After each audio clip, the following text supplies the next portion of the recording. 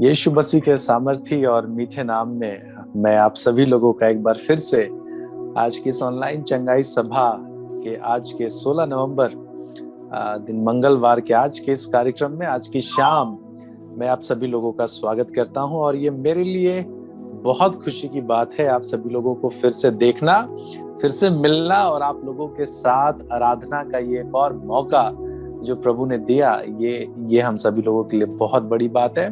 मैं अपनी पूरी टीम की तरफ से आप सभी लोगों का आभार व्यक्त करता हूं कि आज की शाम भी आप लोगों ने प्रभु की संगति को चुना है।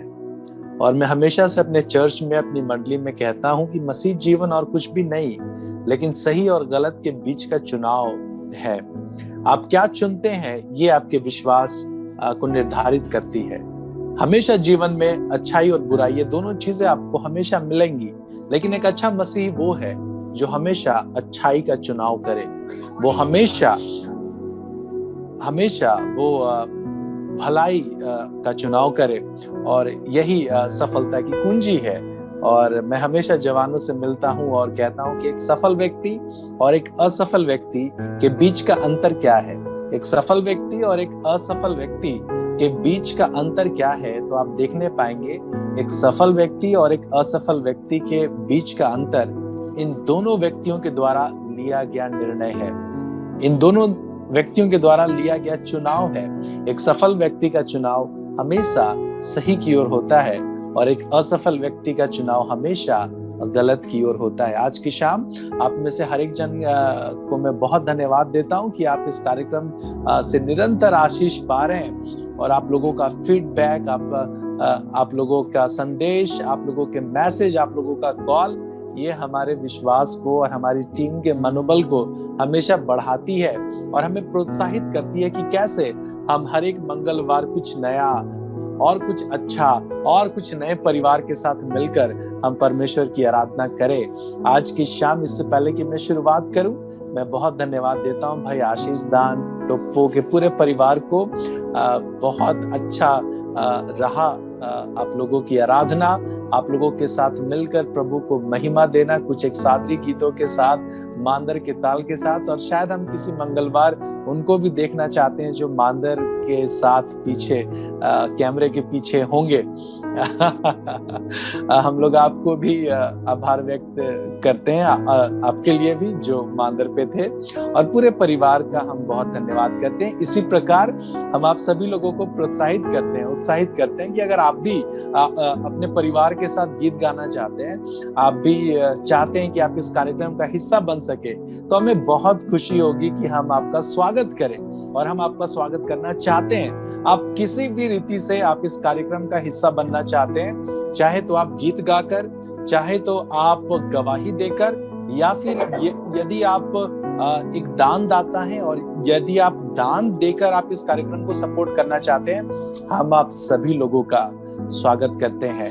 आप जिस भी रीति से आप परमेश्वर के सेवा का ये कार्य को आप हमारे साथ जुड़कर आप करना चाहते हैं, हम आपका हर एक तरीके से हम स्वागत करते हैं। हम आपका स्वागत करते हैं अपनी टीम में। आप सभी लोगों का सुंदर सहभागिता के लिए मैं और मिशनरी आमोस टोप्पो, हम दोनों आप लोगों का बहुत धन्यवाद करते हैं। आज की शाम अपनी सेवकाई की व्यस्तता के कारण और यात्रा में होने के कारण आज मिशनरी पादरी आमोस टोप्पो वो इस कार्यक्रम का हिस्सा आज नहीं बन पा रहे हैं, लेकिन वो किसी भी तरीके से शायद ऑनलाइन कनेक्ट हो पा रहे होंगे और इस कार्यक्रम को सुन रहे होंगे। आज वो यात्रा में है और यात्रा में होने के कारण वो शायद आज विशेष प्रार्थना की अगुवाई नहीं कर पाएंगे, लेकिन प्रभु का बहुत धन्यवाद करता हूं कि आज की शाम मैं उपदेश में भी आप लोगों की अगुवाई करूंगा और कुछ एक हमारे पास प्रार्थना निवेदन है जिनके लिए मैं और आप हम सभी लोग मिलकर विश्वास से हम उनके लिए प्रार्थना करेंगे। मसीह जीवन एक बहुत उतार चढ़ाव का जीवन है, जैसे कि मैं हमेशा कहता हूं और मैं शुरुआत कर रहा हूं। मसीह जीवन एक बहुत मजेदार जीवन है। मसीह सेवकाई उससे भी कहीं ज्यादा मजेदार सेवकाई है, क्योंकि परमेश्वर की सेवा में आपको हर एक चीज करना पड़ता है। आपको कभी मंच पे बैठना पड़ता है तो कभी उसी मंच पे पड़ी कुर्सियों को साफ करना पड़ता है। ये परमेश्वर की सेवकाई की खूबसूरती है। आपको कभी बहुत आदर मिलता है, तो कई बार आपके लिए गए गलत फैसले के कारण आपकी आलोचना होती है। ये खूबसूरती है परमेश्वर की सेवा की। उसी प्रकार से मसीह जीवन में भी बहुत सारे उतार चढ़ाव आते हैं। जितने भी माँ बाबा के उम्र के लोग हैं वो इस बात को ज्यादा बेहतर समझ पाएंगे, क्योंकि आप लोगों ने जीवन हमसे कहीं ज्यादा जिया है। आपने उस सुख दुख के अनुभवों को हम लोगों से ज्यादा अनुभव किया है।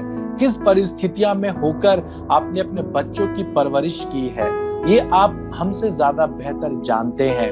लेकिन मालूम जो सबसे मजेदार बात वो ये है कि मसीह जीवन एक दौड़ के समान है, जो कि मैं पिछले सप्ताह भी कह रहा था।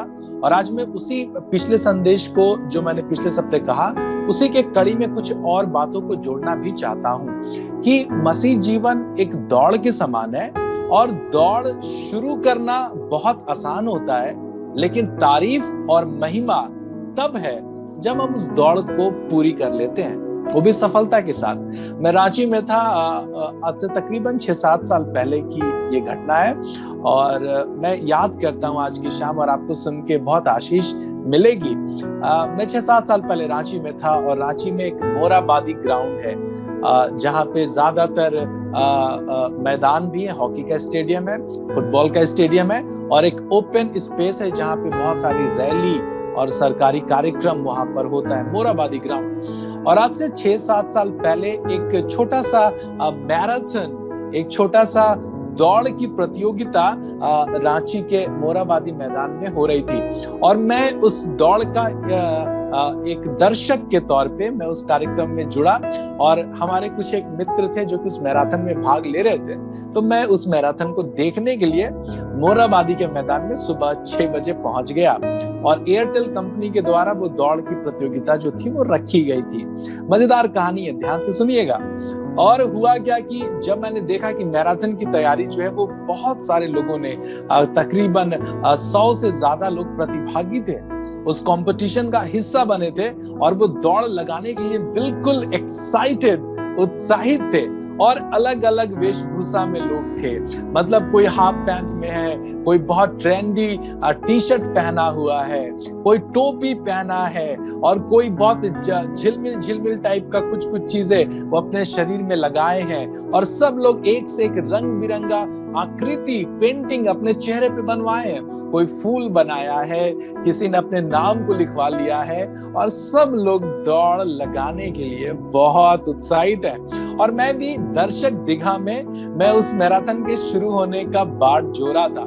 और मैं क्या देखता हूं कि जैसे ही विसिल बजती है, जैसे ही मैराथन शुरू होता है, तो बहुत सारे लोग उस दौड़ को पूरी मतलब दौड़ना शुरू करते हैं, और लोग चिल्ला रहे होते हैं, पब्लिक को देखकर वो हाथ हिला रहे होते हैं, किसी को हाय बोल रहे होते हैं, किसी को हेलो बोल रहे होते हैं, और yes we are champion champion का नारा लग रहा था।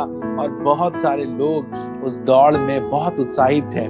मैं क्या देखता हूं कि दौड़ शुरू होने के बाद थोड़ी देर के बाद मैं क्या देखता हूं कि अब दौड़ जो शुरू में बहुत आसान जान पड़ रहा था, वो अब धीरे धीरे मुश्किल हो रहा है लोगों के लिए। शुरू में वो आदमी जो बहुत हाथ हिला रहा था पब्लिक को देखकर और उसके चेहरे पे मुस्कान थी, अब जैसे जैसे 10 मिनट हुआ तब उसके घुटने जो है वो जवाब देने लगे। अब उसके चेहरे पे मुस्कान नहीं है, लेकिन अब वो अपनी दौड़ को खत्म करने के बारे में ज्यादा गंभीर है। 15 मिनट के बाद स्थिति बदलती है। वो जो बड़ा सा टोपी लगाकर दौड़ को शुरू किया था, पता नहीं कहां पे उसका टोपी गिरा, और बेचारा दौड़ पूरी करने के लिए अब 20 मिनट के बाद वो जो लोग हंस रहे थे, चीयर कर रहे थे, अब उनके लिए दौड़ना बड़ा मुश्किल हो रहा है। घुटनों में दर्द हो रहा है, और उनके एड़ियों में जोर से दर्द हो रहा, और बहुत मुश्किल हो रहा है। मैं क्या देखता हूं कि शुरुआत 100 लोगों ने की थी, लेकिन जैसे जैसे उस अंतिम फासले की तरफ, परिणाम की तरफ जब पहुंच रहे थे, बहुत कम लोग बचे। 100 लोगों ने शुरू किया था, लेकिन उस दौड़ को पूरी करने के लिए महज कुछ ही लोग, दर्जन भर लोग जो थे वो उस रेखा तक पहुंच रहे थे। और जिस प्रकार शुरू में वो दौड़ आसान दिख रहा था, आखिरी पहुंचते पहुंचते तक बहुत कम ऐसे लोग हुए जो उस आखिरी लाइन तक पहुंच पाए। मेरे प्रियो, ये घटना मैं आपको क्यों बतला रहा हूं? मसीह जीवन भी ऐसे ही है। मेरे जवान भाइयों, मेरी बहनों, मेरी माताओं, मेरे पिताओं, दौड़ शुरू करना आसान है, लेकिन महिमा तब है जब हम उस दौड़ को पूरी कर लेते हैं। वो एक महिमा का कारण है। और मालूम, जब हम अपनी दौड़ पूरी करेंगे तो मालूम हमें कौन प्रतिफल देगा? हमारा यीशु मसीह। और वो तैयार खड़ा है एक फिनिशिंग लाइन में, एक अंतिम लाइन में, जहां पर वो हमारी दौड़ कंप्लीट करने की बाट जो रहा है। इससे बढ़िया बात और क्या हो सकती है कि भला परमेश्वर मेरा और आपका इंतजार कर रहा है कि बेटा बस थोड़ी देर और, बस थोड़ा संघर्ष और, थोड़ा सा और दर्द को सह लो, थोड़ा और पांव चला लो, थोड़ा और आनंद के साथ आगे बढ़ो तो सही। परिणाम तुम्हारा है, रिजल्ट तुम्हारा है, और वो हमारा परमेश्वर हमारा इंतजार कर रहा है। आज की शाम मेरे प्रियो, मैं आपको उत्साहित करना चाहता हूं कि बस थोड़ी देर और ये संघर्षों को झेल लीजिए, बस थोड़ी देर और आंसुओं को सह लीजिए, बस थोड़ी देर और अपने इन्हीं परीक्षाओं में विश्वासता के साथ आगे बढ़ते रहिए। मालूम मैं और आप हम मिलकर इस दौड़ को पूरी करेंगे, और तब जाके हमारा परमेश्वर हमें आशीष देगा। मालूम बहुत सारी दशा है मसीही जीवन में। जैसे मैंने पिछली बार कहा कि प्रकाशित वाक्य में लिखा है कि एक ऐसी कलीसिया है जो ना गर्म है ना ठंडी है, गुनगुनी है। लेकिन मालूम ये सिर्फ दो मसीहों की दशा नहीं है कि एक जन गर्म है एक जन ठंडा है, लेकिन मालूम एक और दशा है जो हम लोग सेवा करते करते लोगों से मिलते हैं तो जान पाते हैं। एक और स्टेज है मसीह जीवन में। आज उस स्टेज के बारे में आप लोग को बतलाना चाहता हूं, और जरा आकलन करिएगा, जरा देखिएगा कि कहीं वो वाले स्टेज में मैं और आप तो नहीं, आप तो नहीं होंगे, लेकिन मैं आपको बतलाता हूं। प्रकाशित वाक्य में लिखा है एक गर्म है और एक ठंडी है। और कलीसिया, जब भी बाइबल में कहा गया कलीसिया, तो कलीसिया का मतलब कोई चर्च बिल्डिंग के बारे में नहीं है। आज जैसे बड़े बड़े चर्च, फैंसी फैंसी चर्च, लाल पीले चर्च, वैसे चर्च के बारे में बाइबल में नहीं कहा गया। जब भी बाइबल में चर्च शब्द का इस्तेमाल किया गया है तो उसका सीधा सा मतलब था मैं और आप, मैं और आप। हाँ, मैं टोप्पो साहब, आप कुजूर साहब, मैं बाखला साहब, आप मिन साहब। हाँ, इन्हीं के बारे में चर्च कहा गया है। और मालूम सबसे अच्छी बात क्या रही कि लॉकडाउन में जब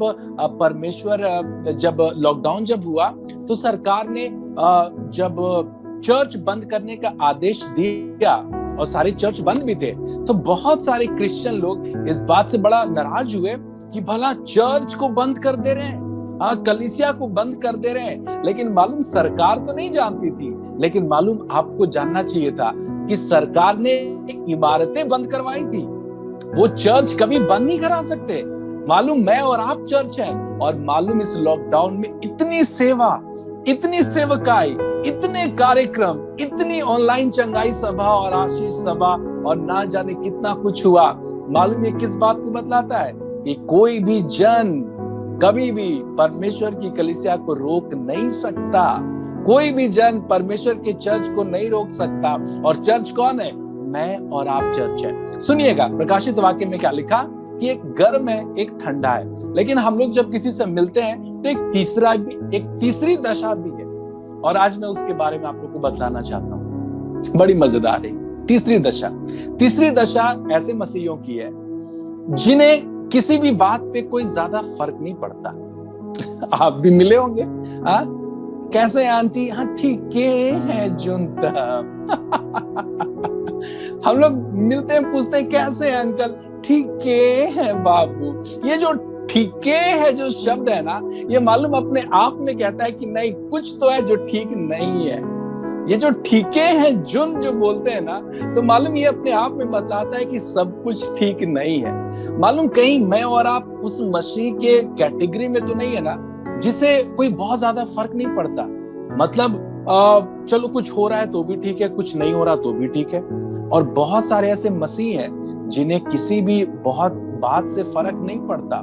वो सिर्फ उठते हैं, मुंह धोते हैं, नाश्ता करते हैं, ऑफिस जाते हैं, ऑफिस में काम करते हैं, शाम में आते हैं और आते समय एक झोला पकड़े रहते हैं, 1 किलो चिकन खरीद के लाते हैं, घर आते हैं, अपनी बीबी के साथ बनाते हैं, खाते हैं, सो जाते हैं, फिर सुबह उठते हैं, और यही दिनचर्या उनके जीवन में चलती रहती है। चूंकि क्रिश्चियन है, क्योंकि शादी चर्च में हुई थी, इसलिए उनको रविवार को चर्च जाना पड़ता है, लेकिन खासा कोई दिलचस्पी प्रभु के राज्य में नहीं है। तो मालूम ये क्या है कि ये है कि हमारा विश्वास हमारे परमेश्वर पे थोड़ा थोड़ा टूट चुका है। और ये मसीह जीवन में होता है जब शिथिलता आती है, ये मसीह जीवन में होता है जब हमें लगता है कि हमारी बहुत सारी प्रार्थनाएं नहीं सुनी गई और उसके कारण हम ठहर से जाते हैं। मेरे प्रियो, आज की शाम मैं आपका आत्मिक अगुवा होने के नाते मैं आप लोगों की अगुवाई करना चाहता हूं कि हम लोग इस बात की अहमियत को समझे कि मुझे और आपको परमेश्वर के लिए हमेशा सजग रहने की जरूरत है। पहला कुरिन्थियों उसका 3 अध्याय और उसके 17 पद में एक बहुत प्यारी सी बात लिखी है, और बहुत दुर्घटनावश तो नहीं बोलूंगा, लेकिन बहुत आशीष की बात ये है, ये मेरा कन्फर्मेशन का वचन भी है। पहला कुरिन्थियों 3 और उसका 17, माफ करिएगा मैं उसके 16 पद से पढ़ूंगा, 16 और 17। आपके पास भी बाइबल है तो आप भी निकाल लें मेरे साथ। पहला कुरिन्थियों उसका 3, 16 और 17। सुनिएगा क्या लिखा है। क्या तुम नहीं जानते, हाँ पौलुस कह रहा है मुझसे और आपसे, क्या तुम नहीं जानते, और फिर कॉमा का मतलब थोड़ा ठहरना है, कॉमा का मतलब है थोड़ा रुक जाना है और थोड़ा पहले सोच लेना है कि हमने पढ़ा क्या है, उसके बाद कॉमे के बाद आगे बढ़ना है। पौलुस कह रहा है क्या तुम नहीं जानते, मेरी ओर देखिए, क्या तुम नहीं जानते।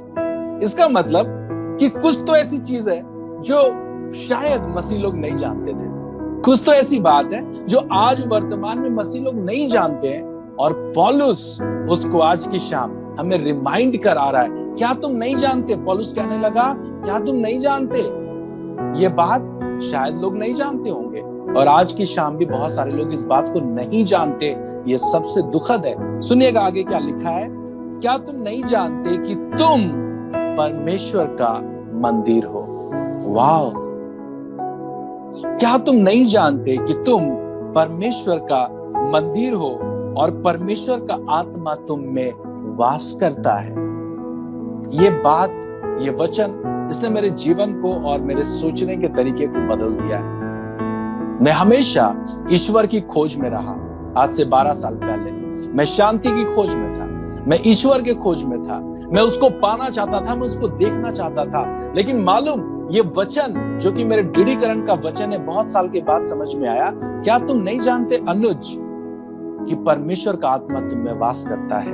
और मालूम, आज की शाम ये वचन मैं आप लोगों को देना चाहता हूं। मालूम हो सकता है कि आपने अपने आप को हमेशा कम आंका है, शायद हो सकता है कि आपने अपने अंदर की क्षमता को हमेशा कम देखा है, क्योंकि अक्सर हम दूसरे के दृष्टिकोण से अपने आप को देखते हैं। ये हमारे समाज की विडंबना है। अक्सर हमारे बारे में हमसे ज्यादा दूसरे लोग कहते हैं, अरे तुम तो गधे हो, अरे तुमसे तो नहीं हो पाएगा, अरे तुम अपनी शक्ल देखी हो, बात करती हो, बड़ी बड़ी एयर हॉस्टेस बनोगी। हम दूसरे के दृष्टिकोण से अपने आप को बहुत देखते हैं।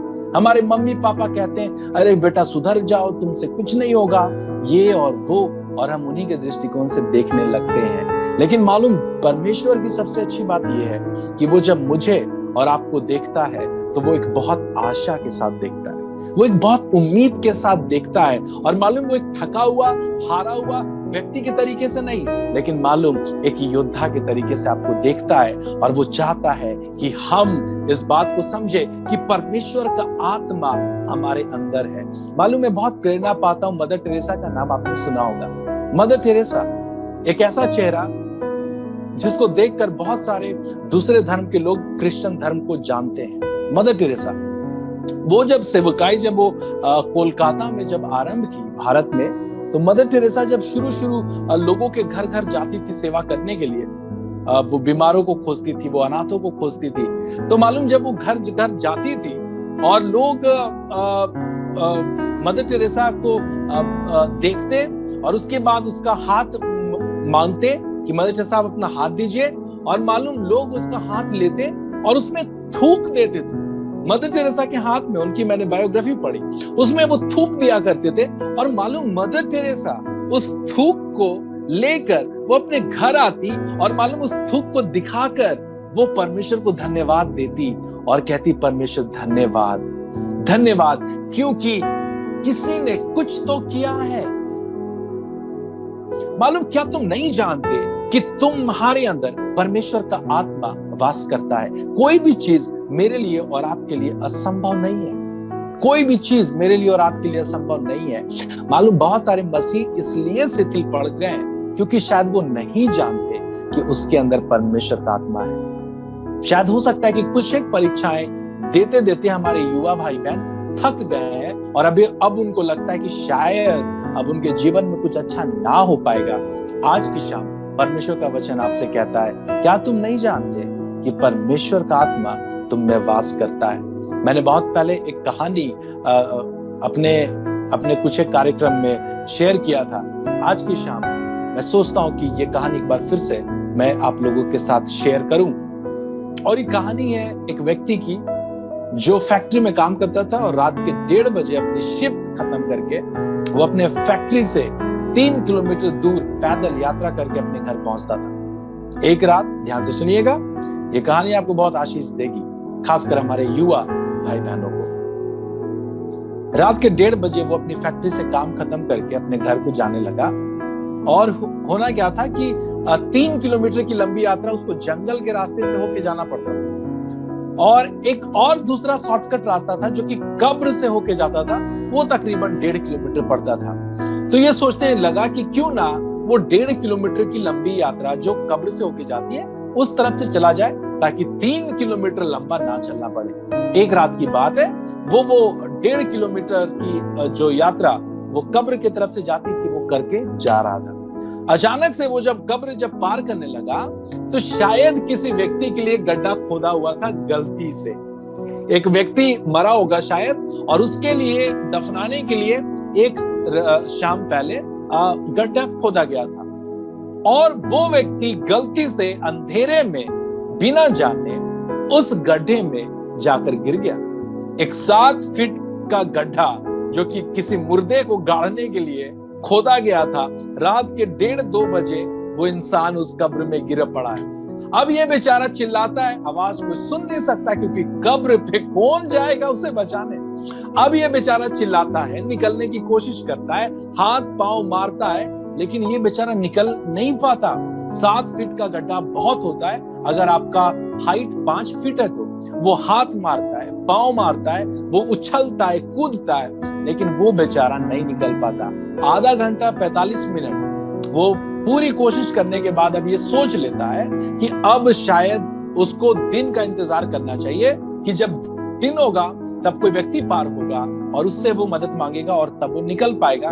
तब वो मान लेता है कि अब वो नहीं निकल पाएगा और वो जाकर उसी कब्र के कोने में गड्ढे में बैठा रहता है, सुबह का इंतजार करता है। कहानी बड़ी मजेदार है। थोड़ी देर बाद तकरीबन 3 बजे 3:30 बजे होना क्या था, एक मतवार, मतवार, पीने वाला, कहीं से नम सुबह सुबह चुल्लू उल्लू मार के दारू वारू मार के वो बेचारा उसी कब्र के रास्ते से जा रहा था। होना क्या था, गलती से वो मतवार उस दिन उसी गड्ढे में फिर से जा गिरा जिसमें वो व्यक्ति पहले से गिरा पड़ा है। अब ये व्यक्ति अंधेरे में, ये जो मतवार है वो गिरा और वो बेचारा निकलने की पूरी कोशिश कर रहा है। वो भी तो निकलना चाहता है, डर तो वो भी गया है। वो मतवार पूरी कोशिश कर रहा है, हाथ पांव मार रहा है, लेकिन वो निकल तो पा नहीं रहा है, बार बार गिर जा रहा है। ये व्यक्ति जो पहले से उस गड्ढे में है, ये चुपचाप से बैठकर उस व्यक्ति को देख रहा है, चुपचाप से, और मन ही मन हंस रहा है कि चलो तुम भी कोशिश कर लो, मैंने तो कोशिश की, मैं तो निकल नहीं पाया। और ये बेचारा मतवार, इसको पता नहीं है कि उस कब्र में एक जना और है और ये बेचारा कोशिश कर रहा है। थोड़ी देर के बाद क्या हुआ कि ये बेचारा जो सामने जो पहले गिरा था, अब ये जोर से हंस दिया। एक बार उसका हंसना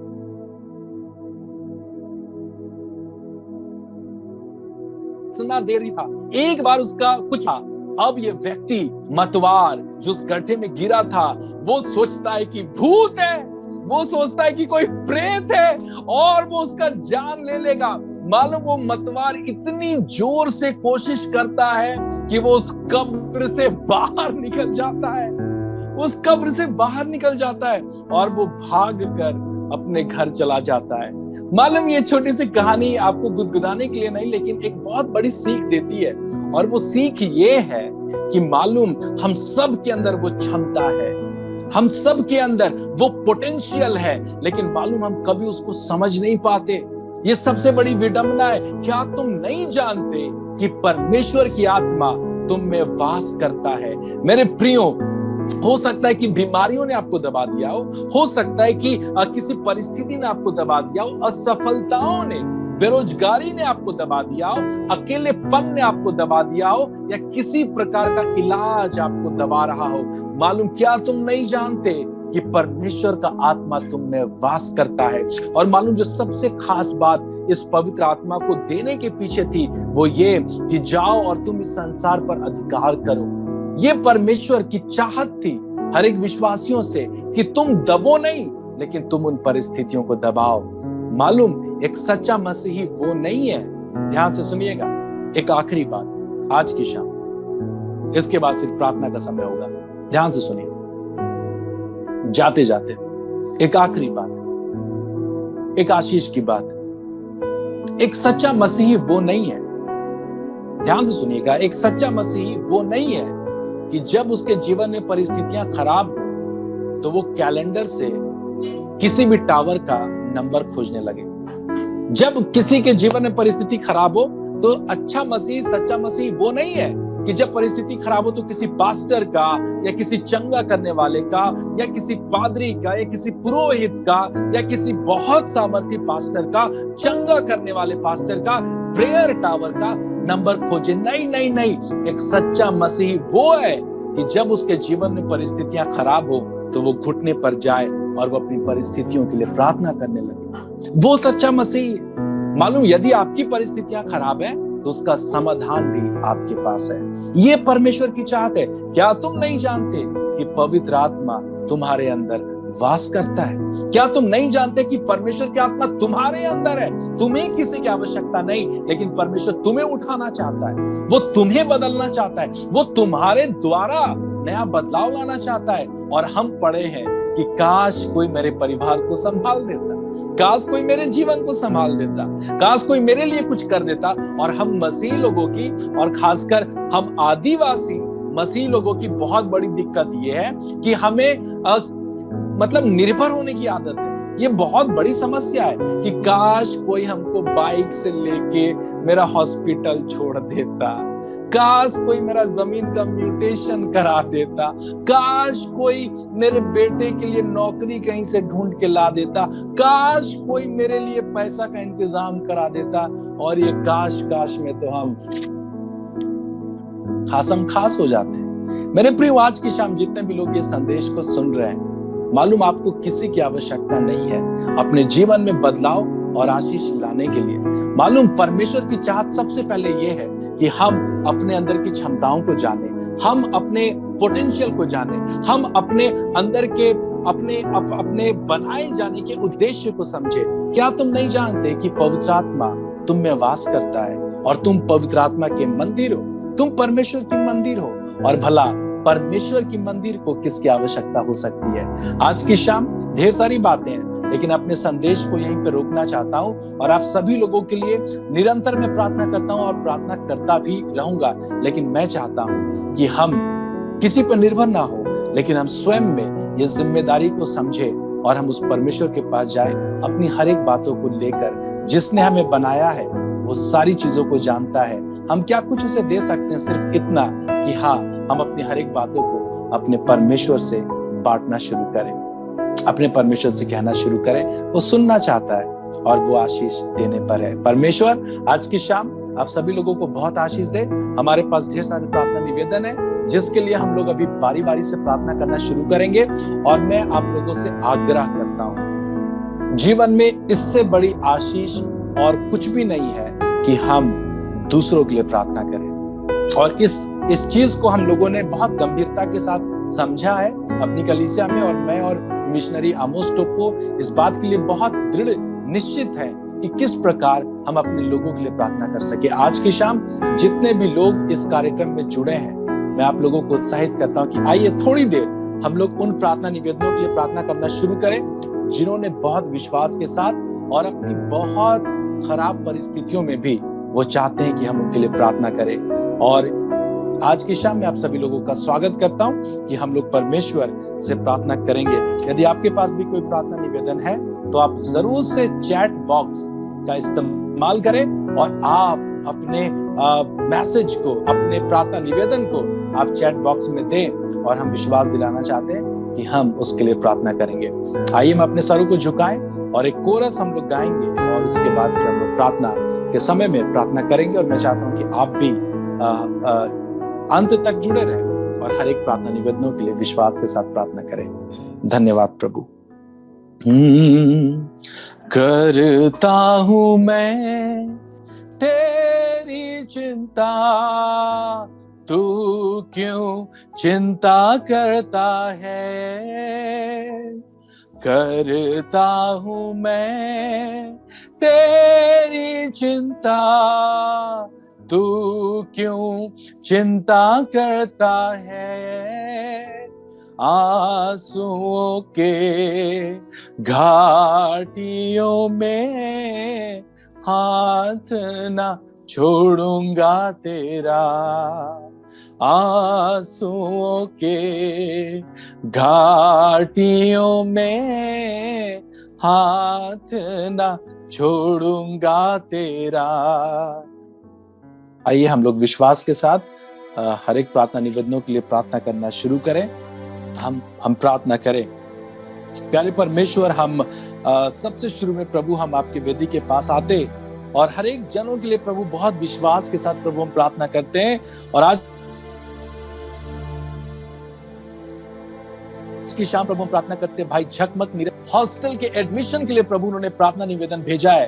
प्यारे प्रभु, आज की शाम हम ये पूरी सभा होके और ये परिवार होके प्रभु हम भाई झकमक नीरज टुप्पो के लिए प्रार्थना करते हैं प्रभु कि आज की शामी प्रभु उसका एडमिशन यीशु के नाम में प्रभु होने पाए। यीशु के नाम में प्रभु एक सकारात्मक न्यूज प्रभु उसके परिवार को मिलने पाए और रायपुर में प्रभु उसका एडमिशन हो जाने पाए। परमेश्वर तू छू ले अपने बेटे को और आशीष दे और उसके एडमिशन की गवाही प्रभु हम तक भी पहुंचा। हम प्रार्थना करते हैं भाई सुशील किस्पोट्टा के लिए जो कि राउरकेला से हैं और वो हृदय रोग से परमेश्वर पीड़ित हैं। परमेश्वर तू अपने बेटे को छू ले। भाई सुशील किस्पोट्टा को प्रभु तू छू और प्रभु बहुत आशीष दे। ओ परमेश्वर, उनके हृदय को परमेश्वर तू एक बार फिर से नॉर्मल कर दे। उनके हृदय को परमेश्वर तू एक बार फिर से परमेश्वर तू आशीष दे और चंगा कर दे। प्रभु होने पाए हर एक प्रकार की हार्ट अटैक की जो भी संभावना बनती है वो यीशु के नाम में खत्म हो जाए।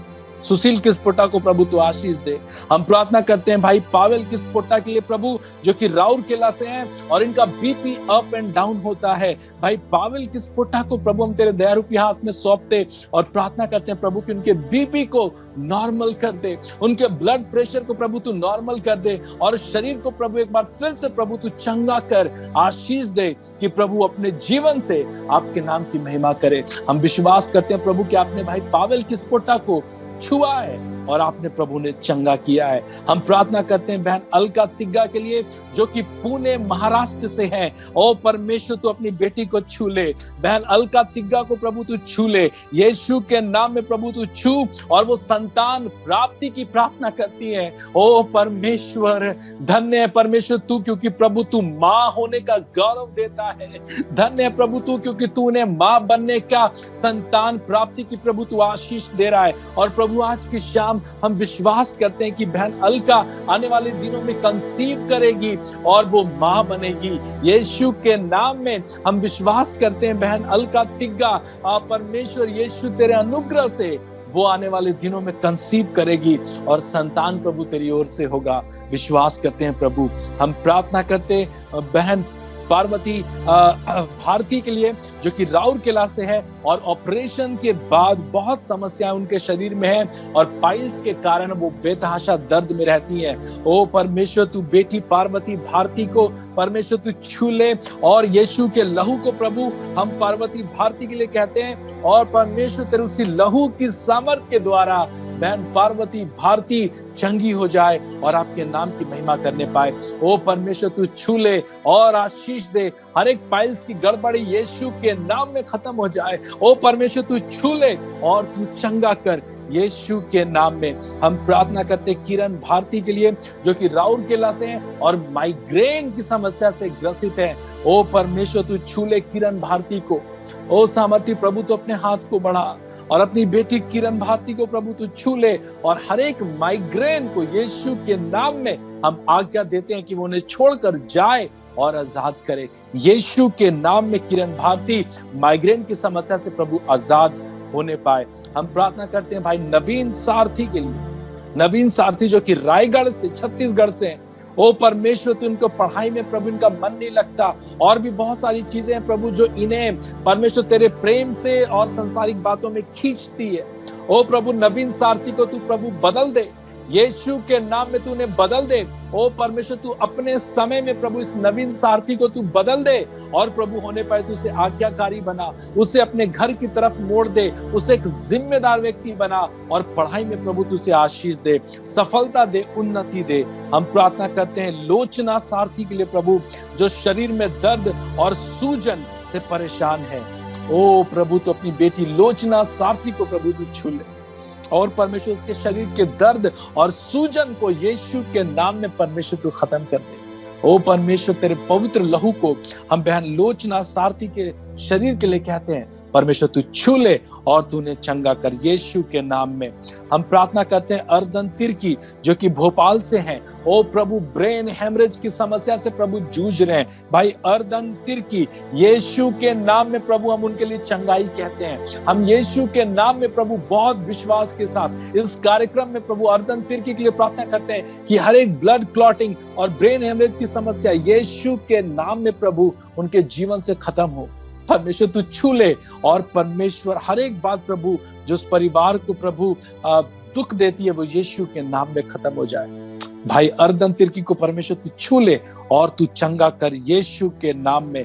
हम प्रार्थना करते हैं नू मिंज के लिए प्रभु जो कि पुणे से हैं और प्रभु ये प्रार्थना देती है प्रभु की इनका मुंह नहीं खुल रहा। हम प्रार्थना करते हैं नू मिंज के लिए प्रभु परमेश्वर तू सामर्थ्य प्रभु उनके मुंह को प्रभु तू छू ले, बेटे नू के मुंह को छू ले प्रभु और चंगा कर यीशु के नाम में। प्रभु उसका मुंह नहीं खुल पा रहा, वो बोल नहीं पा रहा, यीशु के नाम में प्रभु होने पाए कि उसका मुख खुल जाए यीशु के नाम में और परमेश्वर वो आपके लिए गीतों को गाए, आपकी महिमा करे, आपकी गवाही दे। बेटे नू मिंज को परमेश्वर तू छू ले और परमेश्वर उसके मुंह के द्वारा अपने नाम की महिमा ले। हम प्रार्थना करते हैं अभिषेक तिर्की जो कि भिलाई से हैं। सामर्थी प्रभु तू अब बेटे अभिषेक तिर्की को प्रभु तू छू ले और परमेश्वर उसका माइंड डिस्टर्ब हो रहा है और अकेले रहने की आदत है, लोगों से घुल मिल नहीं रहा है। ओ परमेश्वर अभिषेक तिर्की को प्रभु हम तेरे दया रूपी हाथ में सौंपते और विश्वास के साथ प्रार्थना करते प्रभु की बेटा अभिषेक यीशु के नाम में उसके हर एक मानसिक दशा नॉर्मल हो जाए। यीशु के नाम में प्रभु वो लोगों से मिलने लगे, बातें करे और सब कुछ नॉर्मल हो जाए। बेटे अभिषेक तिर्की के लिए हम यीशु के नाम में चंगाई हम बोलते हैं। यीशु के नाम में Abhishek Tirkey be healed in Jesus name. यीशु के नाम में अभिषेक तिर्की चंगा हो जाएगा और इस बात की गवाही प्रभु हम आपको देंगे। हम प्रार्थना करते हैं अमित खलको जो कि दिल्ली से है और पागलपन की आत्मा और शैतानी बंधन से छुटकारा। हम प्रार्थना करते हैं अमित खलको के लिए। ओ सामर्थी प्रभु तू बेटे अमित को छू ले और परमेश्वर तू बदल दे उसके मन को। परमेश्वर जो भी शैतान ने बांध दिया है वो यीशु के नाम में वो बंधन खुल जाए, वो बंधन टूट जाए, वो बंधन यीशु के नाम में प्रभु से छोड़कर आजाद करे। ओ अमित खलको को प्रभु तू छू ले और हर एक प्रकार की पागलपन की आत्मा उसे छोड़कर जाए और आजाद करे। हम प्रार्थना करते हैं नेमहंती बेग के लिए जो कि बुखार और दोनों आंखों में सूजन है और मुंह खोल नहीं पा रही है और बोलना चाहती है लेकिन बोल नहीं पा रही। हम प्रार्थना करते हैं नेमहंती बेग के लिए। ओ प्रभु अपने दया हाथ को बढ़ा, नेमहंती बेग को प्रभु तू छू ले और आज की शाम अभी इसी समय से प्रभु उसका बुखार और उसकी दोनों आंखों का सूजन यीशु के नाम में प्रभु खत्म हो जाए। अभी इसी समय से विश्वास की घोषणा हम नेमहंती बेग के लिए करते और कहते हैं प्रभु कि उसके मुंह को खोल दे ताकि प्रभु वो आपकी महिमा करे। उसके मुंह को खोल दे, तेरे पवित्र लहू को हम उसके शरीर पे लगाते और कहते हैं प्रभु नेमंती बेग यीशु के नाम में चंगी हो जाए, यीशु के नाम में चंगी हो जाए। हम प्रार्थना करते हैं निहाल बाखला के लिए। ओ परमेश्वर, तू परमेश्वर निहाल बाखला को परमेश्वर तू छू ले, और परमेश्वर तू उसके शुगर और टीबी के बीमारियों को परमेश्वर तो एक बार फिर से परमेश्वर तू चंगा कर दे। निहाल बाखला, शुगर और टीबी, इनका परमेश्वर नॉर्मल हो जाए यीशु के नाम में। ओ परमेश्वर, एक एक शुगर का दंश यीशु के नाम में प्रभु इन्हें छोड़कर आजाद करे। टीबी की समस्या प्रभु इन्हें छोड़कर आजाद करे। निहाल बाखला, यीशु के नाम में परमेश्वर हम उनकी चंगाई की प्रार्थना करते हैं। यीशु के नाम में प्रभु तो उसके हर एक टीबी की समस्याओं को दूर कर और शुगर को नॉर्मल कर। हम प्रार्थना करते हैं रांची से हमारे बीच में सुगंधा विहंगम बहन, सुगंधा विहंगम है, जिनके दाहिने हाथ का हड्डी पीछे चला गया है और प्रभु अपने हाथ को उठा नहीं पा रही है और बहुत सालों से प्रभु ये समस्या से जूझ रही है। सुगंधा विहंगम, यीशु के नाम में परमेश्वर हम उनके लिए चंगाई कहते हैं। जो बातें प्रभु डॉक्टरी इलाज में असंभव है, हम उसे संभव बनाते हैं यीशु के नाम में। यीशु के नाम में प्रभु तू उसके हाथों को परमेश्वर तू नॉर्मल कर दे, उसके दाहिने हाथ को परमेश्वर तू उठाकर खड़ा कर, ताकि वो तेरे नाम की महिमा करे। प्रभु छू और आशीष दे। हम प्रार्थना करते हैं हेमलता बहन के लिए जो कि कुनकुरी से है और परमेश्वर घर में झगड़ा और पति पत्नी के बीच में अक्सर प्रभु झगड़े होते हैं, और परमेश्वर हम प्रार्थना करते हैं कि हेमलता बहन के परिवार की शांति यीशु के नाम में होने पाए। हम प्रार्थना करते बहन हेमलता के जीवन में प्रभु तेरी शांति आने पाए और परमेश्वर तेरी शांति की आत्मा उनके घर में वास करने पाए, होने पाए। परमेश्वर की हर एक जनों का मन तेरी ओर होने पाए, हर एक जन प्रभु तेरे खोजी होने पाए, और हर एक लड़ाई झगड़ा की आत्मा यीशु के नाम में उसके परिवार को छोड़कर खत्म करे। हम प्रार्थना करते हैं उनकी बेटी के लिए जो कि चेचक की बीमारी से जूझ रही है। ओ परमेश्वर तू उनकी बेटी को भी छू ले, आशीष दे और चंगा कर। उनकी बेटी को प्रभु तू छू ले और चंगा कर यीशु के नाम में। प्रभु हम प्रार्थना करते दशरथ सारथी के लिए प्रभु जिनके 3 बच्चे हैं, और हम प्रार्थना करते हैं प्रभु की हर एक प्रकार के संसारिक चीजों से प्रभु तू उनके बच्चे को बचा और प्रभु तू बहुत आशीष दे। हम प्रार्थना करते दशरथ सारथी जिन्हें गलत सौंपन आते हैं और परमेश्वर विचलित करने वाले सौंपन आते हैं, ओ यीशु के नाम में हर एक गलत सौंपन यीशु के नाम में हम कैंसल करते हैं। यीशु के नाम में प्रभु हम उन्हें खारिज करते हैं और कहते हैं दशरथ सारथी के जीवन में प्रभु तेरी चंगाई आने पाए। दशरथ सारथी के जीवन में प्रभु तेरी चंगाई आने पाए। हर एक प्रकार के स्वपन की दिक्कतों को प्रभु तू खत्म कर दे। आशीष दे प्रभु उनके बच्चों को भी और उनकी पत्नी और उन्हें को भी। परमेश्वर हम प्रार्थना करते कुनकुरी से बहन निराली बेग हैं जिनके दाएं पैर में दर्द है। ओ प्रभु तू छू ले निराली बेग को और यीशु के नाम में बहन निराली बेग चंगी हो जाए। यीशु के नाम में बहन निराली बेग चंगी हो जाए। उनके दाएं पैर में परमेश्वर दर्द है, उसे छू और तू उसे चंगा कर यीशु के नाम में। हम प्रार्थना करते हैं बहन सुभाषी एकता जो कि सिमडेगा से है और गर्भाशय में कैंसर है, रांची में इलाज हो रहा है। ओह परमेश्वर तू सुभाषी एक्का को परमेश्वर तेरे दयारूपी हाथ में सौंपते हैं और बहुत विश्वास के साथ प्रभु हम प्रार्थना करते हैं कि उनके गर्भाशय का कैंसर यीशु के नाम में प्रभु खत्म हो जाए। अभी प्रभु हम सभी लोग प्रभु जितने भी ऑनलाइन लोग यहाँ पे जुड़े हैं विश्वास से प्रभु नाम लेकर उनके लिए प्रार्थना करें। सुभाषी एक्का यीशु के नाम में गर्भाशय का कैंसर यीशु के नाम में अभी उन्हें छोड़कर जा रहा है। यीशु के नाम में उन्हें छोड़कर जा रहा है, आजाद कर रहा है। बहन सुभाषी एक्का प्रभु की आत्मा आपके ऊपर है और आपको परमेश्वर चंगा कर रहा है। इसी समय हर एक गर्भाशय का कैंसर यीशु के नाम में खत्म हो रहा है। हम विश्वास करते हैं। ओ परमेश्वर धन्यवाद उसे चंगा करने के लिए।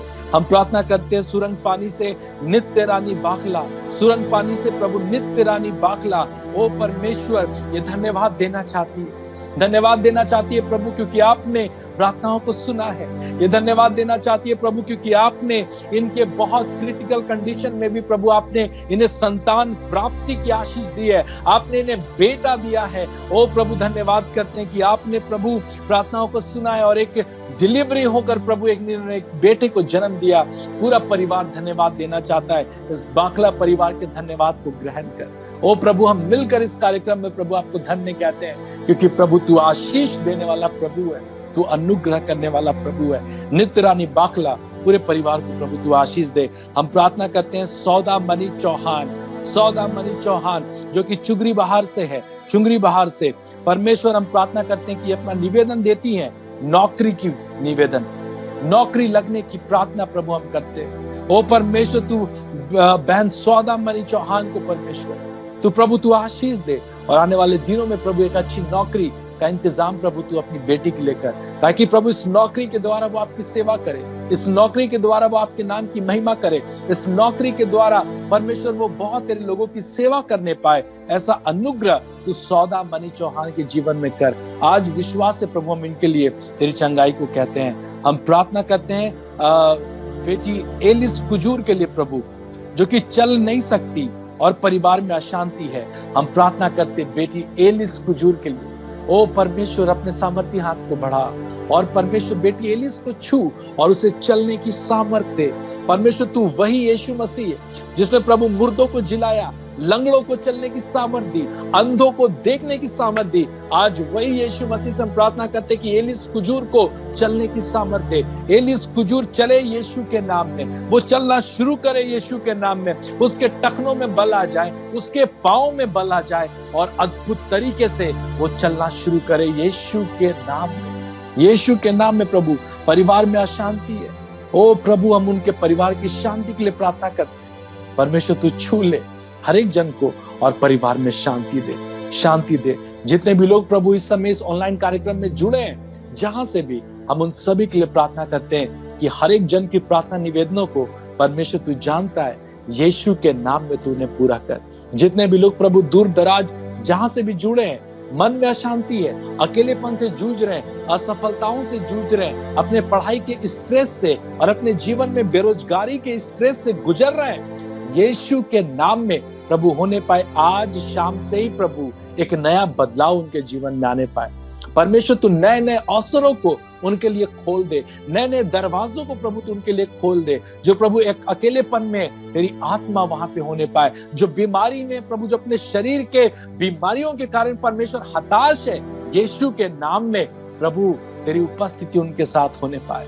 परमेश्वर परिवार में शांति होने पाए और बच्चों के जीवन में पढ़ाई में आशीष होने पाए। हर एक जन को प्रभु तू आशीष दे। जितने लोगों ने प्रार्थना निवेदन दिए उन सबको परमेश्वर तू आशीष दे। आज की शाम इस कार्यक्रम को सफल और आशीष देने के लिए हम आपको बहुत धन्यवाद देते हैं। सारी महिमा प्रभु हम आपको देते हैं, और धन्यवाद के साथ प्रभु हम प्रार्थना यीशु के नाम से मांगते हैं, सुन और दया से ग्रहण कर, आमीन। आइए हम प्रभु की प्रार्थना के साथ हम प्रार्थना करें। हे हमारे पिता, तू जो स्वर्ग में है, तेरा नाम पवित्र किया जाए, तेरा राज्य आवे, तेरी इच्छा जैसे स्वर्ग में है वैसे इस पृथ्वी पर भी होवे।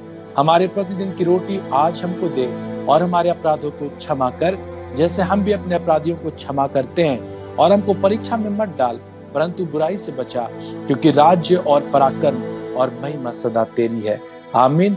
और हमारे प्रभु यीशु ख्रिस्त की दया, ईश्वर पिता का प्रेम और पवित्र आत्मा की सहभागिता हम सबों के साथ हो गए, आमीन। यीशु सहाय। इस कार्यक्रम में इतने आखिरी तक बने रहने के लिए हम आप सभी लोगों का बहुत धन्यवाद करते हैं। मुझे बहुत खुशी है, आप में से बहुत सारे लोगों को मैं जानता हूं, और आप लोगों को स्क्रीन पर देखना ये मेरे लिए बहुत आशीष की बात है।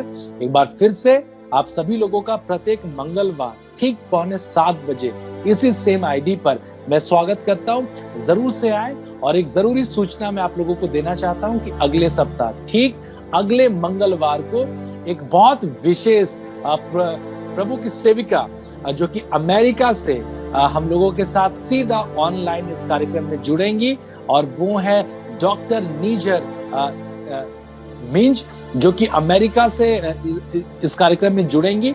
आप सभी लोगों का मैं स्वागत करता हूं कि अगले मंगलवार के बारे में जैसे भी आपको सूचना मिले तो आप ज्यादा से ज्यादा लोगों को ये सूचना पहुंचाए, ताकि बहुत सारे लोग आशीष पाए।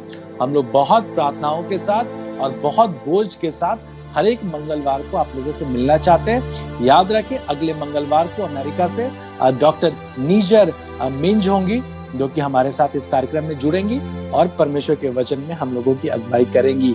आज एक बार फिर से आप सभी लोगों के सुंदर सहयोग के लिए हमारी टेक्निकल टीम को बहुत धन्यवाद, बहन दीपशिका को बहुत धन्यवाद लीडिंग करने के लिए, भाई नीमन बोलतस को बहुत धन्यवाद आराधना की अगुवाई करने के लिए, और आप सभी लोगों का कोटि कोटि धन्यवाद। काश मैं आप लोगों को बुला के चाय भी पिला पाता, लेकिन कोई बात नहीं, जब भी मिलेंगे तो हम लोग ये परमेश्वर के प्रेम को और सहभागिता के आनंद को एक साथ बांटेंगे। यदि कोई कुछ कहना चाहता है तो हम लोग इस समय ओपन कर रहे हैं इस कार्यक्रम को। जरूर से आप थोड़ा समय लें, और अगर आप कुछ कहना चाहते हैं, अच्छी बात, आशीष पा रहे हैं, आपको ये कार्यक्रम आशीष दे रहा है, जरूर से समय लें और माइक को अनम्यूट करके हमारे साथ साझा करें। बहुत धन्यवाद।